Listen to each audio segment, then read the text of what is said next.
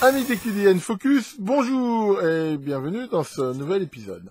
Comme je vous l'ai promis dans mon dernier QDN et dans mon live d'hier soir, je vais vous présenter aujourd'hui un truc que j'ai reçu. Hein.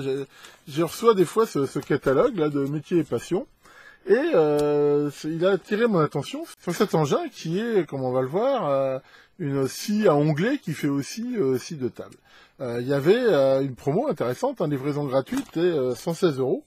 Donc je me suis dit, bah, c'est vraiment pas cher. Et comme ma vieille scie à onglets que j'avais depuis des années commençait à tomber un peu en pièces, hein, le cache ne marche plus, le laser marche plus, enfin bon, je veux dire, je m'en sers plus que pour couper du bois de chauffe.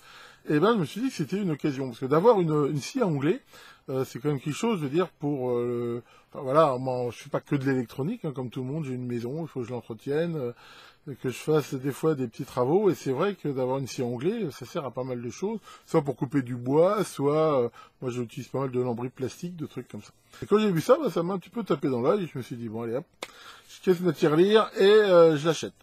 Et donc, bah, je l'ai reçu, et bah, je vais, comme d'habitude, hein, c'est le principe des QDN, des fois je vous montre un peu ce que j'achète pour vous faire profiter de mes expériences. Alors, je vais faire un petit tournage en extérieur, donc pour vous présenter cet appareil.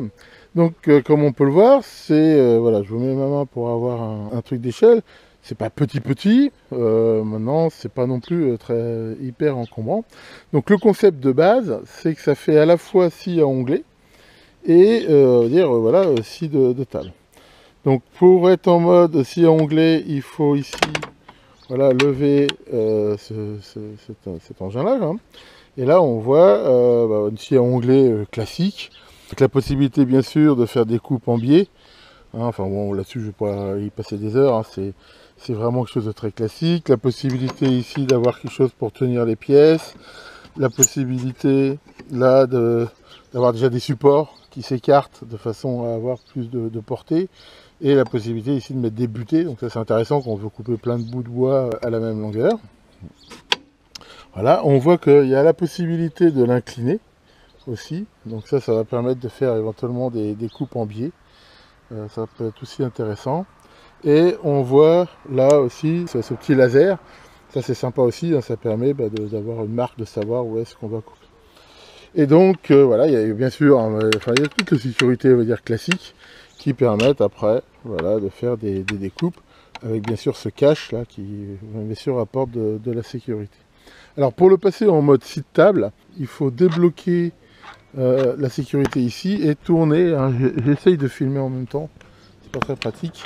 Voilà, on tourne le moteur comme ça, et on voit que ça a pour effet de lever la lame, qui devient accessible à cet endroit-là, qui est par exemple des grandes planches ou des choses comme ça.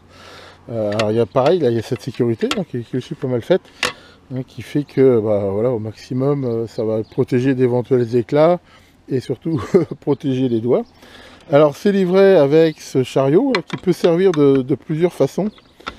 Soit on le met par exemple comme ça, et pareil ça va faire un guide qui va permettre, on peut le mettre d'un côté ou de l'autre, de faire des coupes, je veux dire pareil, à des longueurs précises. Ou si on veut pouvoir pousser, voilà, on peut l'utiliser comme ça et pousser ici pour couper.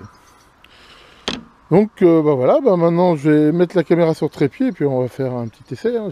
Honnêtement, voilà, j'ai voulu faire un vrai essai en live, hein. Moi je ne l'ai pas encore essayé non plus, donc on va découvrir ça ensemble. Alors on va faire un premier essai, donc voilà, je vais mettre le laser.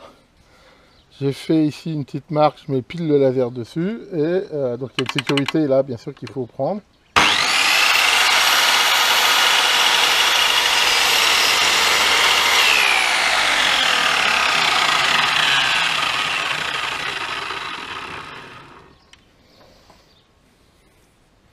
Bon voilà, ça a coupé pile poil à l'endroit de la marque laser. Et ma foi, ça fait une coupe bon, voilà, tout à fait normale. Voilà, alors maintenant on va faire un essai en mode scie de table. Donc là, je vais le switcher en mode table.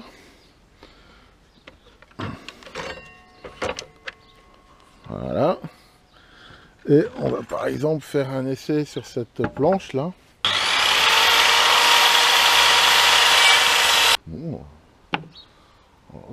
fait très très bien, hein. Vraiment aucun problème. Comme on peut le voir, c'est une lame avec là des petites pastilles de carbure. Donc c'est une lame qui devrait durer relativement longtemps. Alors pour info, c'est aussi livré avec ce truc là, qui permet quand on fait pousser des pièces qui sont assez près de la lame, de les pousser comme ça avec. Et c'est une sécurité supplémentaire pour éviter de se couper les doigts. C'est aussi livré avec un petit manuel, qui par contre est en anglais. Bon, enfin bon, c'est pas la mort à utiliser. Et comme on peut le voir, 2 clés Allen, dont une qui fait aussi tournevis. Enfin, voilà, je veux dire, enfin, moi, globalement, je trouve ça plutôt bien. Ça fera sans doute plus que ma simple scie onglet. Alors, il n'y a qu'un truc que je trouve vraiment dommage dessus. C'est qu'ils ont... Enfin, je comprends pas pourquoi. Quand on regarde la possibilité de réglage, je sais pas si on voit bien là. Je vais essayer de baisser un petit peu pour bien voir. Voilà.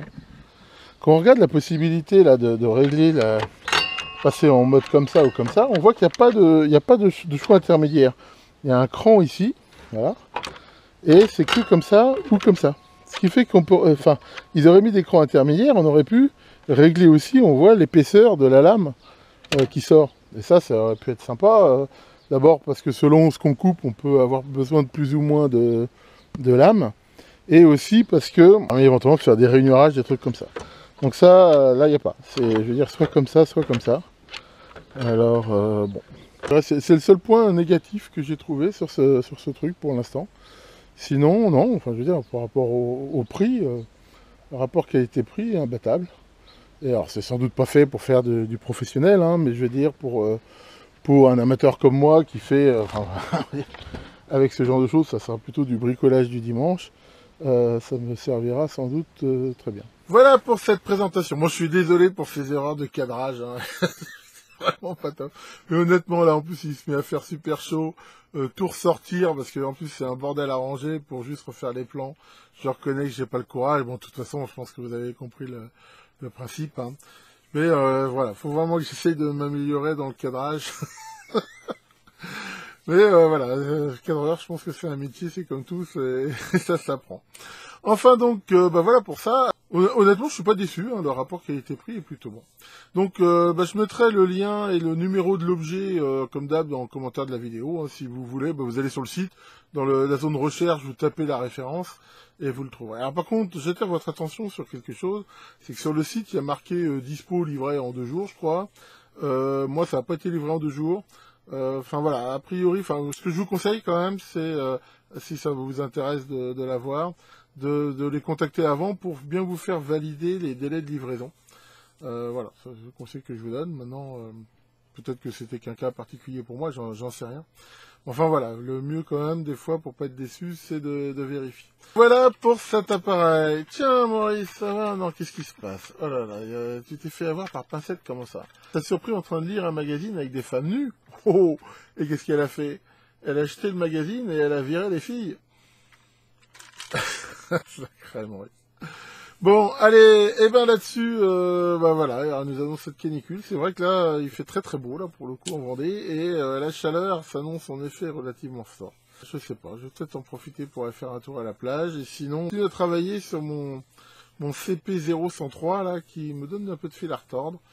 Mais enfin bon, encore quelques simulations sur Spice, quelques essais, et j'espère vous présenter un truc sympa. Plus que l'affre plein dedans, préserve vos doigts, et à très bientôt pour de nouvelles vidéos. 3, 2, 1...